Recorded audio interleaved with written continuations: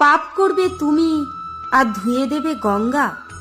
কাকে বোকা বানাচ্ছ, নিজেকে নাকি গঙ্গাকে? এই দুনিয়াতে কর্মের ফল সঠিক সময়ে পেয়ে যাবে, তা পেতেই হয়। যত ভবিষ্যতের জন্য চিন্তা করবে তত দুশ্চিন্তা বাড়বে।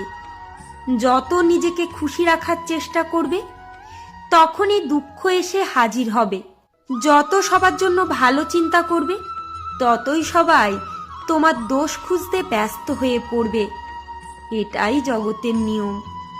যত ঈশ্বর চিন্তা করবে ততই তোমার মুক্তির পথ সুগম হবে। এই পৃথিবীতে তুমি কিছুই নিয়ে আসনি, সুতরাং কিছুই নিয়েও যাবে না। এসেছো যখন একা, যেতেও হবে একা। তাই যাওয়ার আগে এই রঙ্গমঞ্চে নিজের অস্তিত্ব টিকিয়ে রাখার জন্য, নিজের নামকে ধরে রাখার জন্য ভালো কর্ম করে যাও, কারণ কর্মই তোমার পরিচয়। আসুন সবাই একসাথে বলি, হরে কৃষ্ণ।